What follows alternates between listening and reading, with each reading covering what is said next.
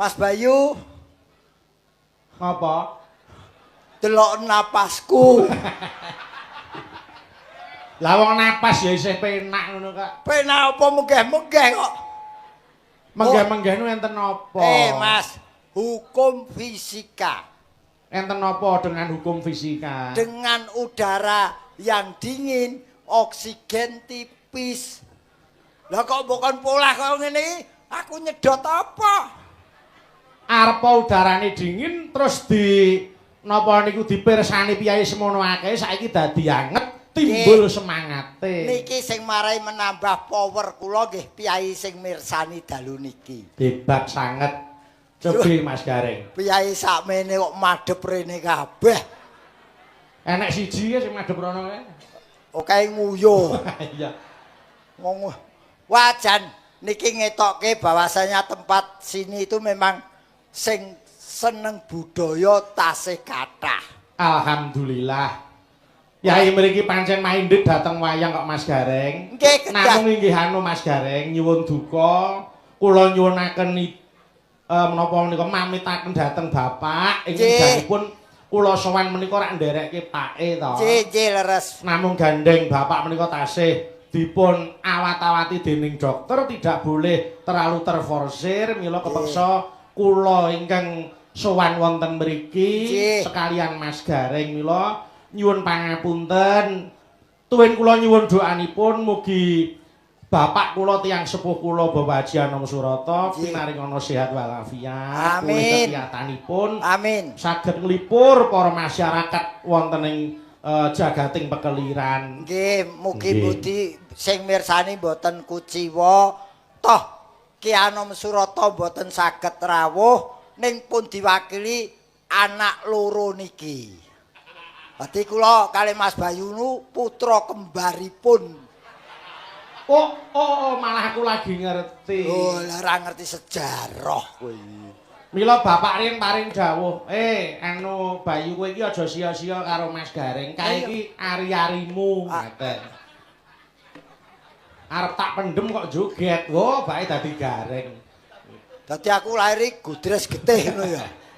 Wong iki wong jenenge mewakili bapak. Nggih to, paling boten membuat suasana semakin meriah, semakin regeng gayeng. Wah, jan saestu kok Mas Gareng. Aku sawan ning kene geloku setengah mati. Kok gelo ten apa? Ora ning pantai ora turu kuwi.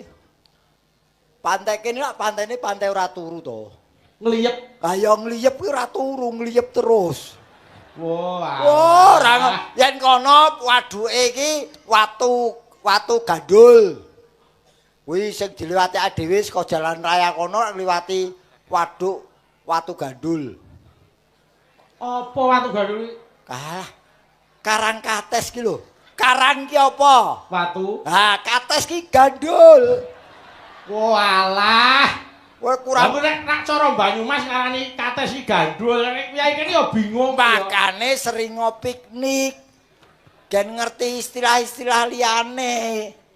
Wong jenenge ditimbali panjenengane Pak Sando Junedi. Wah, komplit aku bakal ngarani. Nggih. Wah, jan piyai kok ora lepas saka asmane utawa namanya. Sampeyan ngonceki asmane Pak Junedi. Nggih, kula sedina wae lak jagongan kalian Pak Sando Junedi. Heeh. Bareng ngoten, wah sesuai dengan namanya. Apa maksud dari nama Nun Sewu Sando Junedi? Sando Junedi. Persuku kata apa per huruf? Persuku kata, Mas. Oh, nggih. San lu santai orangnya tidak terlalu formal. Nggih. Wonge santai, jagongi kula nggih santai mboten formal. Nggih. Terus doa selalu dipanjatkan setiap memulai sebuah pekerjaan. Amin. Terus jujur orangnya. Leres. Terus nekat merantau ke Jakarta dengan modal tekad supaya menjadi orang yang bermanfaat. Terakhir dikenal sebagai dermawan. Alhamdulillah. Loh. Hebat. Yen mboten dermawan napa enten sidan niki saombyok niki. Ya Mosok 11 ngono lho. seragam biru kabeh wah pamer. Durung kok anu Waranggana durung kerawitane kabeh diparingi jaket kabeh nganti tekan peniti karo sopir. Oh, ora hebat. Wis sesuk jakete seragam wis. Karo aku dorang lurui sesuk.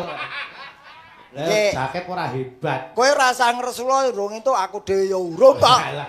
Lah kenapa wis nganggo jaket kulit nok sampean ya. Iki ora mung kulit tok iki sak tetelane iki. Wong Pak Junedi iki wis pirsa. Iki sapa iki kepiye wis di nganu apa? Pak Junedi pendampingnya Bu Ririn. Apa arti dari Ririn? Ayo. Iki diterjemahke. Ha iya no. Ayo aku wis ngerti nek ro golek mula tak tekokke. Sapa? Ririn. Nggih, Bu Ririn. Ri iki riang hatinya menjadi istri dari Bapak Junedi. Nggih.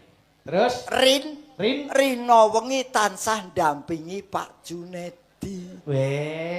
Wis jenenge sapa meneh? Kene. Jenenge sapa meneh tak terjemahke. Oke, gandeng sampean nantang saiki aku njaluk tulung dukuhe kerajaan. Ayo.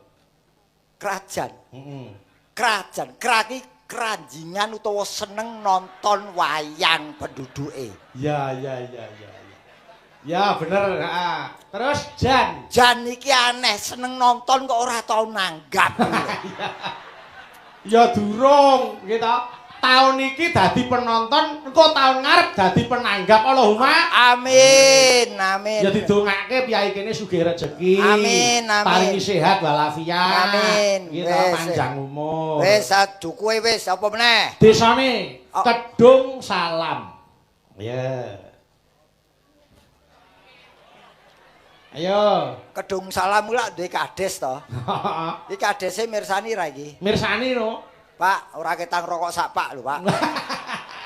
Tak gawe apik. Ngopo ta kok terus rokok barang. Oke, kaitannya dengan acara malam hari ini. Kedung Salam terkait dengan acara hari ini. Pripun Slentrehe? Kekeramaian malam hari ini yang mengadakan keluarga besar Bapak Junedi dan warga desa ini. Nggih. Terus Dung iki dongane para warga muga-muga Bapak Junedi sak keluarga lan warga kene tansah pinaringan sehat walafiat kali sing nurbeda godha rencana saha lelara. Amin. Terus saking Pak Junedi dipun gelar wayang kulit kanthi dalang Ki Bayu Aji.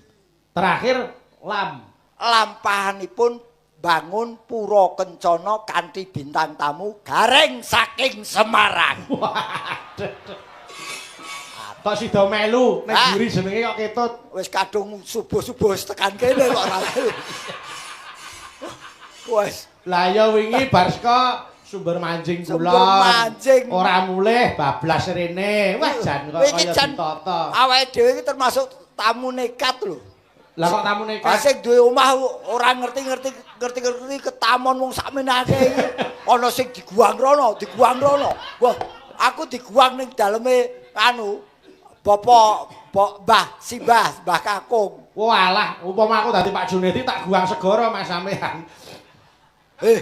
Aku mau ditari seafood tapi kok ora teko-teko. Iya. Nggih. Aku seafood ki sing tak senengi ki kewan sing kelaran. Lah kok ngoten? Lho ana lho kewan laut ki sing kelaran ana lho. Apa? Kepiting.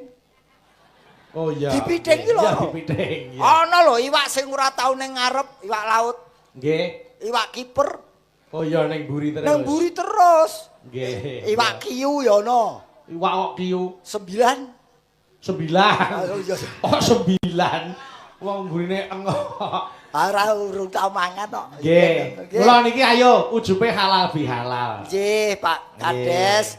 So warga mriki mugi-mugi dinten menika saling melebur dosanya satu sama lain. Nggih. Saya percaya dengan kepemimpinan Pak Kades malam hari ini yang sudah rawuh mirsani bisa memimpin desa dan warga sini dengan baik dan benar. Leres. Mengkian pun temoto rukun wargane ampun lali Pak nanggap wayang.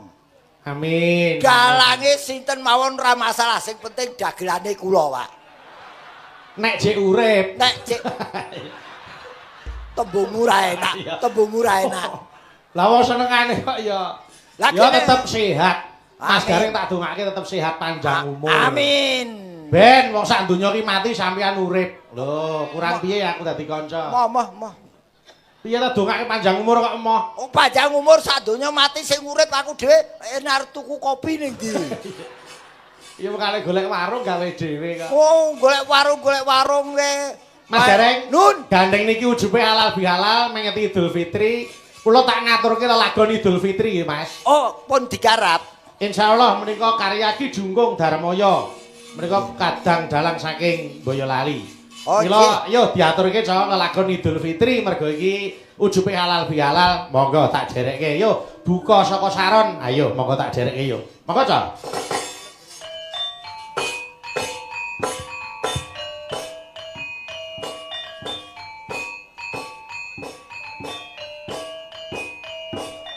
Yuk. Areng.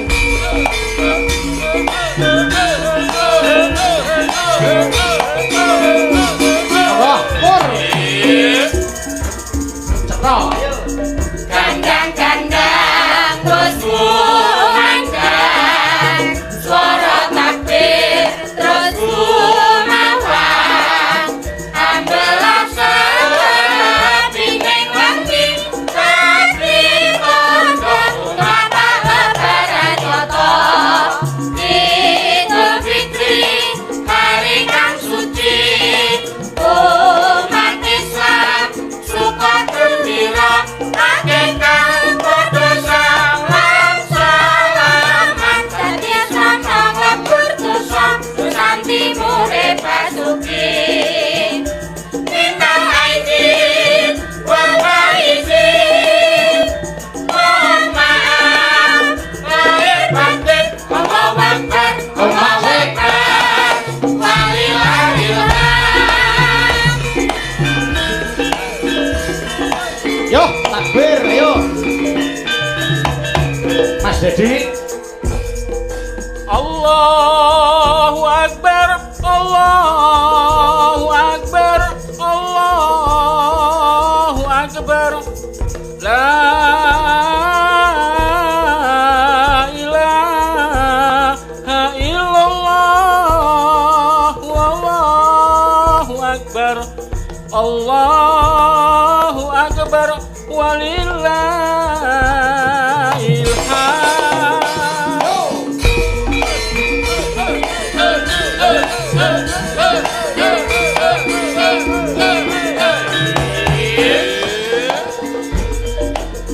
Gandang-gandang terus kumandang, suara takbir terus kumawang, ambelah sepingin wangi, dadi kondok mata lebaran joto. Idul Fitri hari kang suci, umat Islam suka gembira, akikah padha salam-salaman, dadi sama berdosa nganti urip basuki. Minal aidin wal faizin, mohon maaf lahir batin. Allahu Akbar, Allahu Akbar, walillahil hamd.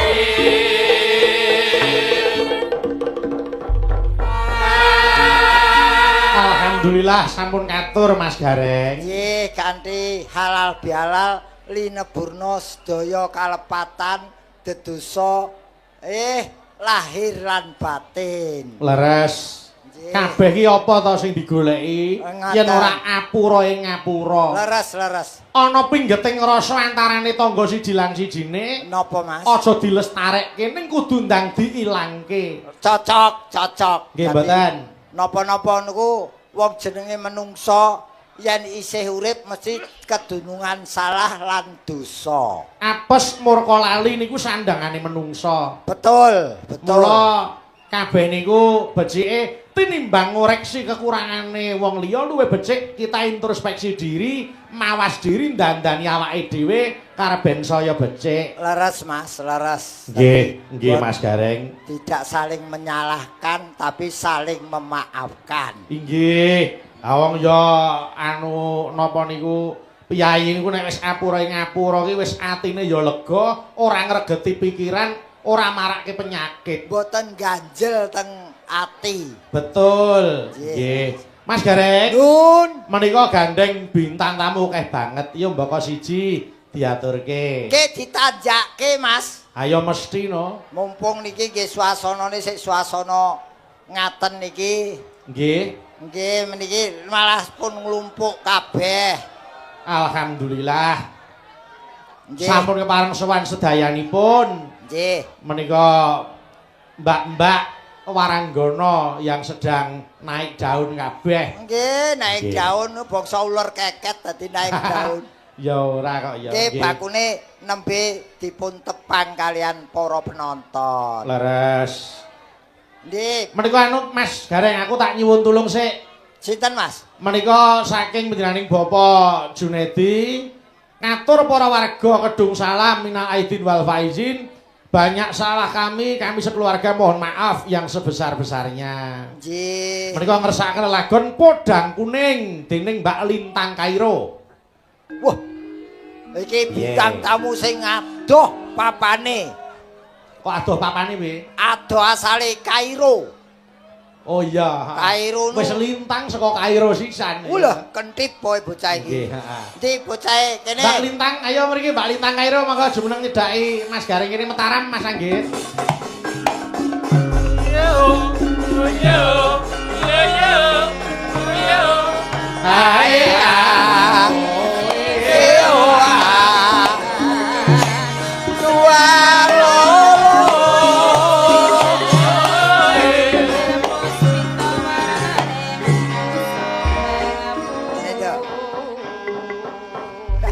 Ora ngira bocah kaya pring ngene kok Sik, kondange Pripun to?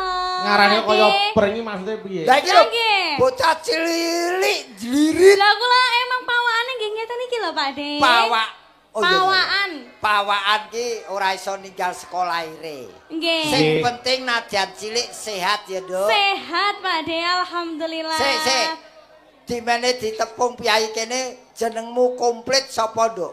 Nggih saderengipun ngaturaken sugeng dalu kagem para bapak ibu sedaya Masya Allah. Niki kula takjub sekali, penontonnya sangat banyak Pak De. Penontonnya uang kok banyak. Maksudnya niku Akeh banget akeh ngono lho. banget ngoten lho Pak De. Lagi ampun banyak. Lagi awet saking mriko wau sampun. Iki ora mung saka desa kene uga desa tetangga padha mirsani bahkan di luar kecamatan pun sami mirsani. Saka Blitar enek, saka Surabaya enek, Nggih, lengkap sangat nggih, Mas. saka Jember Mas enek. Dalang. Dadi iki Iya. cucuk karo Pak Junedi ling gelar tontonan bengi. Amin. Nggih, Ayo, no. alhamdulillah. Nggih, Jenengmu ugi sapa jenengmu? kula Lintang Kairo. Komplite. Lintang Kairo. Tok, Wis tok. tok. Lintang Kairo wis komplit kuwi. Sakjane wonten lho Pak De. Apa? Dulu niku namanya Ubay Lintang Fatmaruhari Nala Khairun. Panjang to Pak De? Wis kuwi wae Lintang Kairo wae. Lintang Kairo to? Sing dawa wong angel iratku kok. Lintang Kairo lintang ki lincah bocahe tanggapane rame. Nah, masa lho Pak De? Lho kowe iki karya Amin ngono lho. Amin, matur suwun. Ayo Mbak Lintang iki didongake leluhur ya kudu amin. Amin nggih. Kok sik tembungmu ra enak. Apa nek salah to? Didongake Leluhur. leluhur ki wis modar e. Ha niku rak pikiran sampeyan sing kula karepke piyai sepuh sing luhur bebudene. Sesepuhe ngoten lho Pak Ya ya De, panjenengan. pini sepuh ngono kok leluhur. Nggih. Wong kok senengane. Ora Wah, ya padha to Pak De. ya Pinten? ora beda. Anu Lintang isih Nggih. sekolah, Nduk, sayang. Tasik kelas tunggal SMA samenika. SMA pundi Mbak Lintang? SMA 1 Puncu Mas Dalang. SMA 1 Puncu. Nggih. Lah, dadi mau dipirsani Bapak Ibu gurune ben bangga SMA ya ben bangga duwe murid yang berprestasi kaya Mbak Amin Lintang kae. amin matur sembah nuwun. Tibake aku ya wis tuwa ya. Jebul Nggih. jebul biyen ki sik mentik-mentik saiki SMA ya wis ora apa-apa. Sing penting sekolahe ditutuke, karier tetap berjalan tapi sekolah tetap ditempuh dengan baik dan benar. Amin. Iki ana Nggih, pundutan leres. lagu Nggih, Mbak Lintang. saka Bapak Junedi. Nggih, saking Pak Jun ngersakaken podang kuning. Nggih. Ya dibawani sik kaya ngapa suarane. Wah, Bapak Jun kita sik lenggah. ayo Sakmenika. jelas Oh, nggak ngaten. Ingkang pundi? Ah. Sugeng dalu Bapak Jun. Alhamdulillah panjenengan nita sik pinarak lenggah. Ayo Pak Jun niku nek ngersani ringgit iki mesti nutuk, Nduk. Nutuk nadyan mau esuk tangine ya didadak. Mergo ketamon iki jurang grawah iki. Lah nggih to. Saiki Kan isih tanggung mirsani. jawabnya itu sangat besar sekali loh. Betul. Pakde. Iki apike dibawani apa, Nduk? Bawani. Pedang kuning. Nah. Nggih, dibawani ya gawane no, podang kuning. Monggo, iya Mbak Lintang, monggo. Nadyan wujud temong peksi. Suarane iso nggo kredit Honda. Kredit undang iki piye to, Pak De? Tegese kowe Kok malah ge? kowe tuk nyanyi sak nyanyian ki iso nggo ngangsur kendaraan. Ya ampun, Wes, mboten Pak De. luar biasa. Tasih ajar sak menika Pak De. Ajar ya aja njaluk sangu. Kan wonten Ibu sesepuh Ibu Darsini nuwun sewu Ibu. Kae Mbak-mbaknya semuanya. Pojok kae Presiden Purbakala. Ampun Lho, ngoten to Pak De. nek ngenyek wong sampe nake dhewe iki lho. Lah nggih lho. Pitik Antropus, wong iki nek ngenyek aja sak penake dhewe. Oh, kamu ra enak. Oh, aku Ayo. kerpus bareng. Ya, Nduk.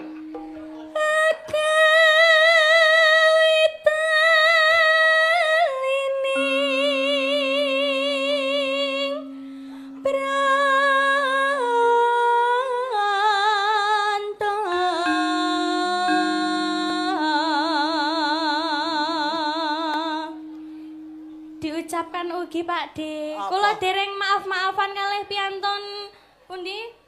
Yai anu ta. Kiai Yai Dono Dono Salam Dono nggih Mulya. Dono Mulya. Minal aidin wal faidin kagem Bapak Ibu sedaya nggih. Nggih. Kaya bancaan ya. Bancaan pripun? Nggih. Nggih. Nek ora apa-apa njaluk ngapura luwih apik. Lah nggih to Pak De. Anu. Halus manis tora merak hati.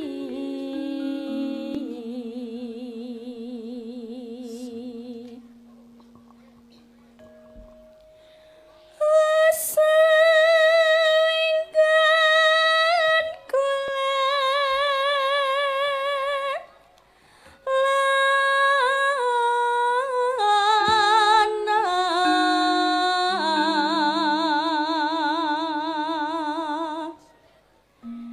golek isi podang jenar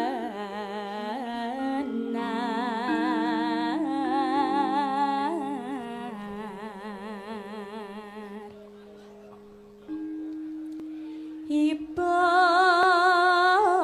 bunga ing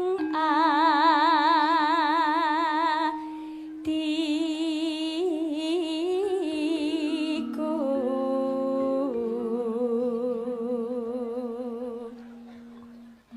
nyanding bisa dadi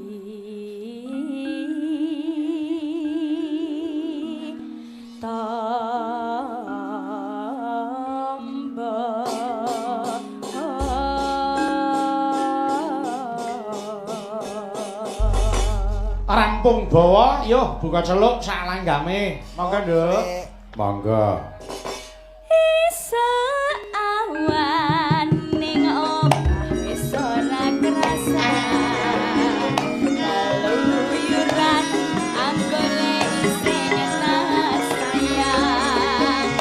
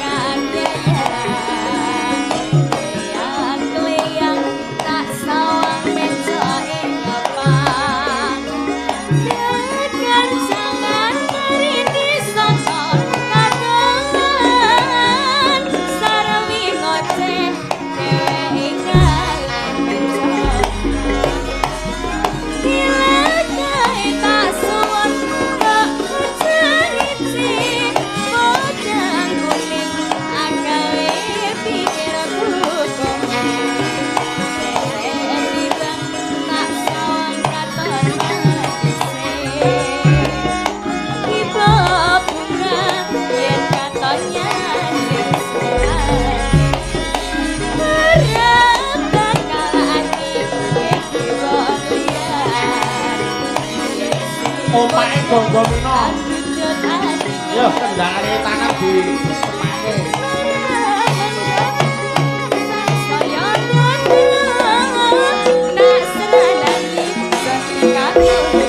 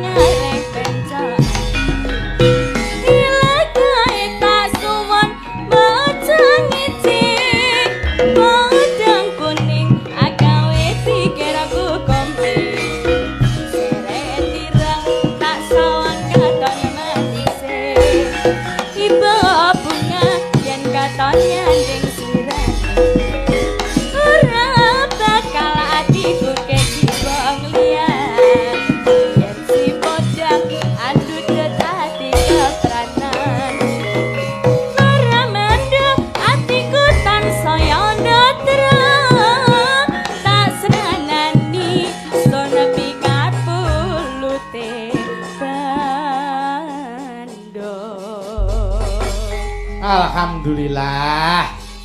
Wis diaturke. Matur nuwun nggih, Mbak Lintang. Matur nuwun, Nduk. Ya, matur nuwun. Ana angker meneh. Nek angkrem piye, Mas? Sampeyan upama duwe anak kaya Mbak Lintang ngono piye coba? Apa ora bombong atine? Membanggakan. Nggih. Ngatasi isi SMA kelas 1 wis suarane mapan, ayu tur yo jogete ngirama. Tapi lebih membanggakan lagi bahwa putra saka Mas Gareng kuwi dadi dokter kabeh. Alhamdulillah. Nggih ta? Kula pun cerita kata-kata kalian Pak Jun. Nggih. Pangestunipun pemirsa wayang kulit pun loro dokter kabeh, bojone dokter kabeh. Sak omah doktere 4. Kula ajeng buka poliklinik. Poliklinik. Poliklinik wis duwe ragat, wong ki urung duwe ragat poliklinik. Oh dadi nglumpukke klitik-klitik sik kuwi ya. Yo ngemis apa piye? Iya. Mboten tegese iki nyelengi. Sudah saya katakan anak-anak boleh jadi dokter, tapi garis bawahi. Nggih. Dahulukan sosial daripada komersial. Leres. Pun alhamdulillah. Nggih. Tangga teparu lara parani yen perlu tukokke obat. Nggih. Niki yoga-yoga niki. Piye? Niki yen lara gratis bahkan dapat bonus.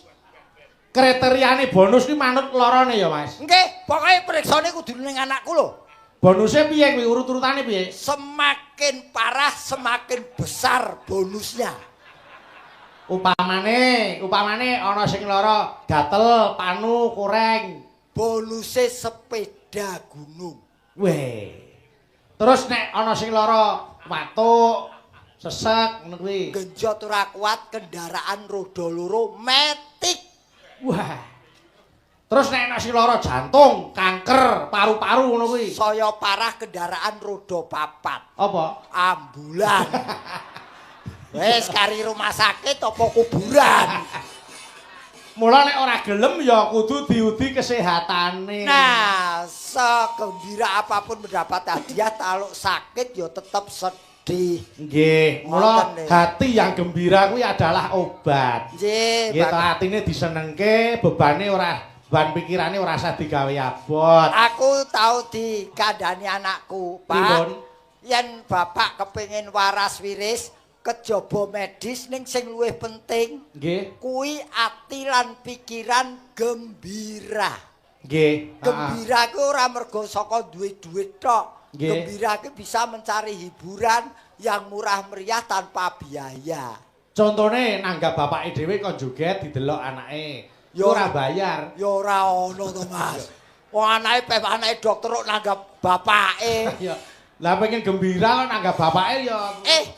Gembira iki ya yen ragat sing Nggih. cucuk kaya Pak Junedi. Leres. Pak Junedi hari ini dan keluarga adalah orang-orang yang paling gembira karena orang yang paling gembira adalah orang yang bisa menggembirakan orang lain. Amin. Wah, Loh. jan elok tenan. Lancar meng dengaren. Mbok aku mergo ya urung kei jaket kuwi mau lho. Iya. Aku wis dipeseni pokoke aku kowe yen arep bali kudu laporan beliau. Oh nggih, kae mau ning spray. Iya. Luwih anget timbang jaket. Jaketmu sawak spray iso dienggo. Pak Junedi Bayu Sirik. Aku wis entuk kok. Oh. Mbak Prigel, ayo kene. Jebul kene Mbak Prigel. Ayo, metaram. Turun. Yo. Jarwing, Jarwo. Iya. Jarwing. Jarwo.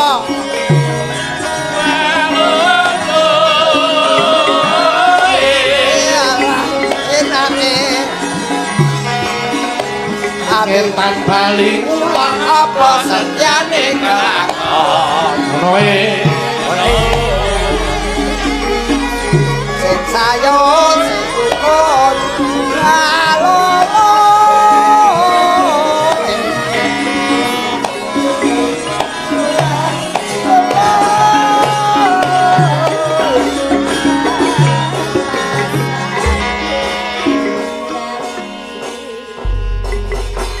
Alhamdulillah. Kok sing Piye? kowe iki apa bar menek klopo kok jarikmu mawut ngene iki? Anu Pak De, rada luset menika lek numbasne Pak Junet menika kan jarik tulis dadine rada luset ngoten Ya lho. ngono ki lho resikone sindian yang nganggone jarik cap-capan iki ngono kuwi. Kenyek jenengan iki. Kayak tulis pisan bingung. Lah nggih makane terus piye Tak ngene benak iki? kene. Alah, wis ora usah golek kesempatan. Sampeyan ki modus ta sine. Sorry ya, saya tidak pernah menggoda wanita selain istri saya. Waduh. Karena saya ingin menjadi seorang pria yang sangat berharga. Karena yang memiliki saya hanya satu orang wanita, istri saya. Weh. Masya Allah, hebat patut tenan. dicontoh niki Om Bayu. Patut ditonyo. Anu dicontoh kok ditonyo. Patut dicontoh. Ha iya. Mas Gareng itu pancen dienggo percontohan. Nggih. Pak Junedi sok mele dalange ampun iki to, Pak. Ngopo to? Omongane ra enak dicontoh, ditonyo. Mas Gareng, Dun. niki ugi salam hormat Saking- untuk Bapak Maijen Susilo, Panglima Divisi 2 Kostrad. Nggih, Wah, matur. beliau ki nek nyang wayang gitu, utamane wisanggeni, wah luar biasa. Minded, Nggih, saestu. maniak minded utawa penggemar berat pagelaran wayang kulit khususnya sing metu wisanggeni. Mengke ora ketang sak cengelingan disuwun berkahe Dono Suwanten. Nggih, Pak Sus. Mengke anu kersane duet karo anu adikku Niken. Nggih. Nah. Iki tak mulai skop jenengmu sapa, Dok? Prigel apa? Prigel Pak De. Lah ya Prigel sapa panjange sapa? Prigel Pangayu Anzar Wening. Prigel kowe iki cah ndi, Dok? Kediri kula. Oh, ke awak. Loh. Kawak piye ta? Omamu lak ke awak to.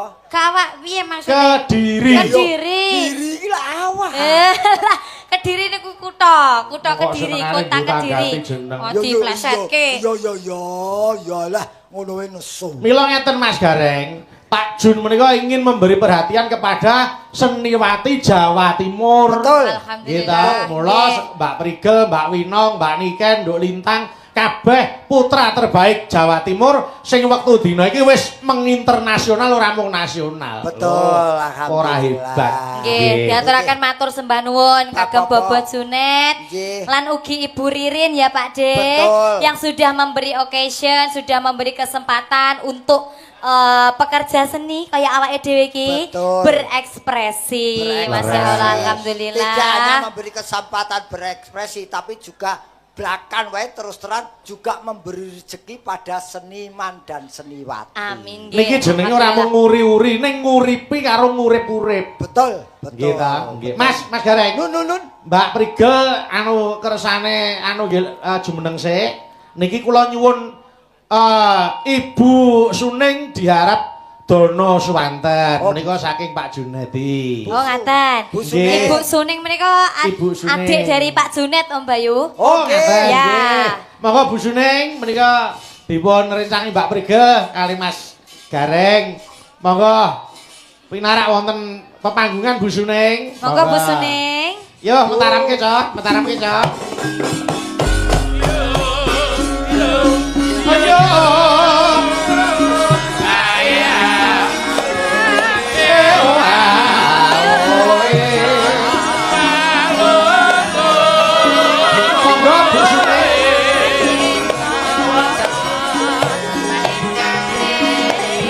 Timun sigaran Ayo bangun bareng-bareng.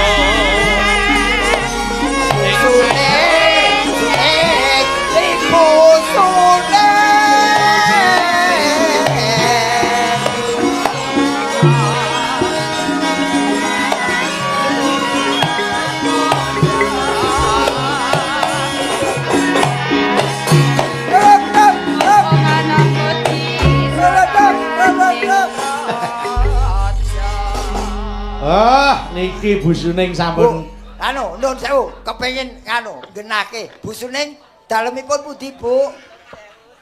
Loh, Mas, kok sampean pateni to, Mas? Miki babat. Nah, monggo Bu, dipun. Asli kene Mas Gareng. Asli Wonosala. Gedung Wonosalam. Salam. Gedung Salam.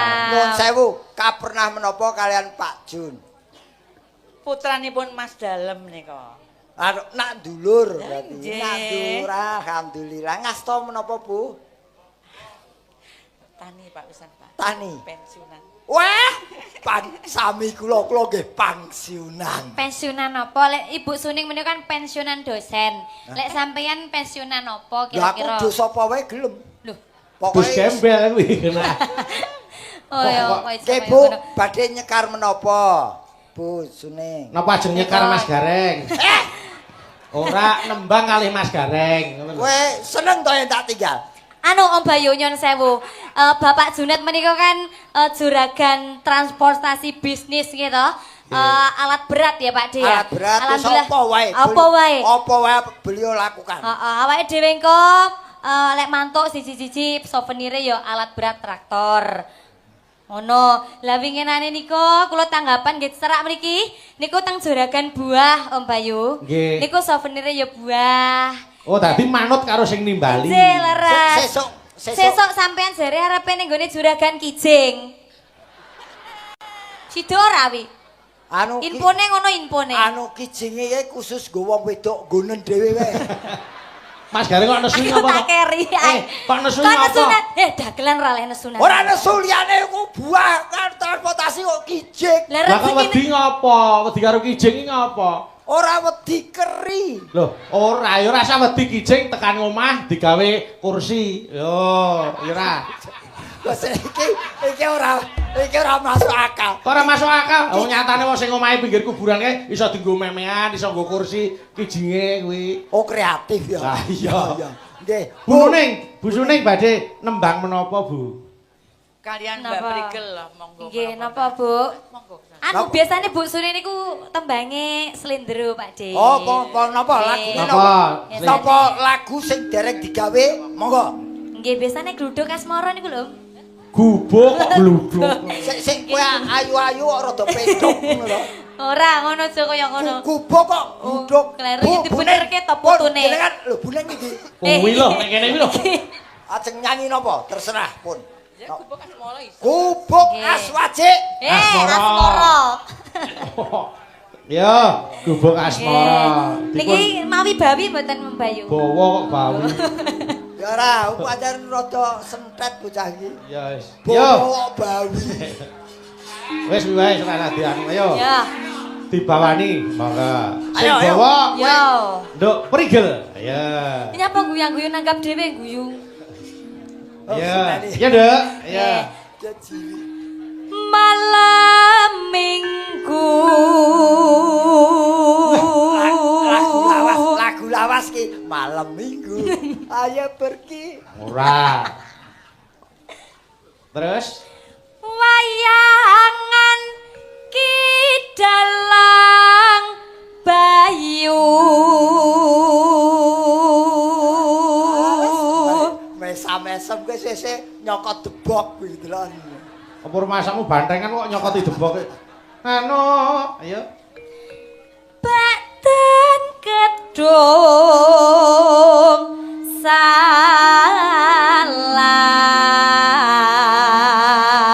salam. Badan kedung salam niki teng kedung salam to leres nggih, Bu? Ya, gedung salam. Terus? Mengetiri yoyo fitri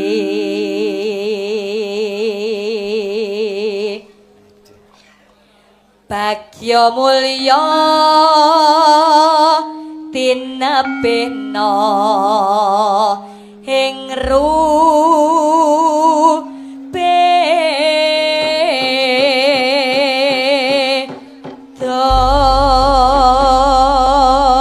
Allahumma amin. Mugi-mugi ingkang sampun rawuh dalu menika tansah pinaringan kesehatan, lancar rezeki dan panjang umur ya Pak De. Amin. Amin. Nggih menika tembangipun gubuk asmara. Asmara. Mangga Bu Suning. Bukan celuk nggih, Bu.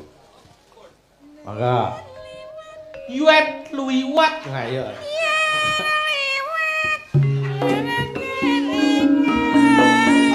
Lagu Yuet liwat.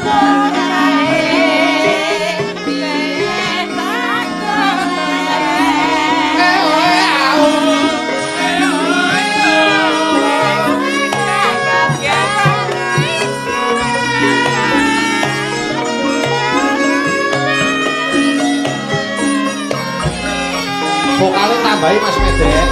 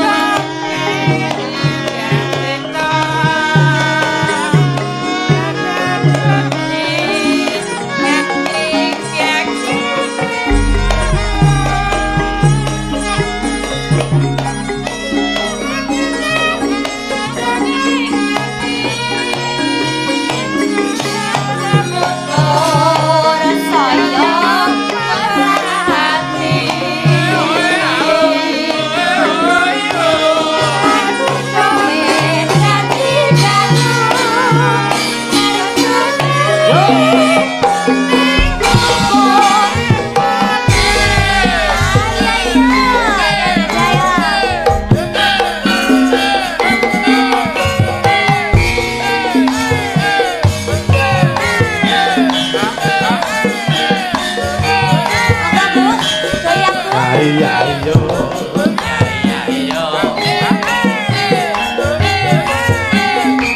Ngarangin Mas Nada. Yuk Kak, yuk.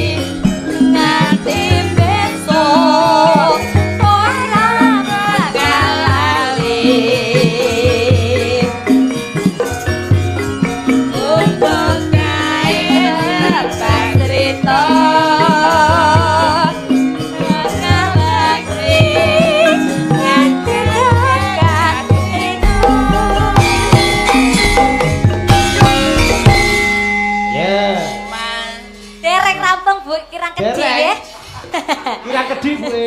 Anu terusno Mas Pian. Nggih. Cak, yo. Monggo. Cak.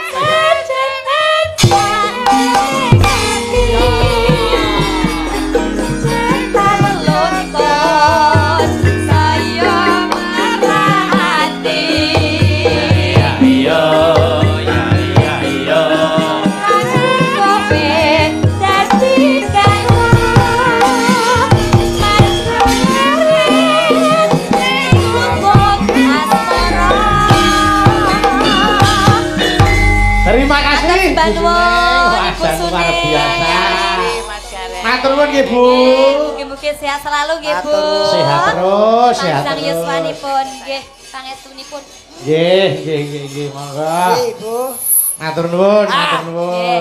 Bu ning ki ora adil. Nggih. Lah ngapa ta? Karo prigel cipika-cipiki karo aku ora cipika. Alah, Alah. Sing arep ngopo? Sampeyan iki pantese didoni ae.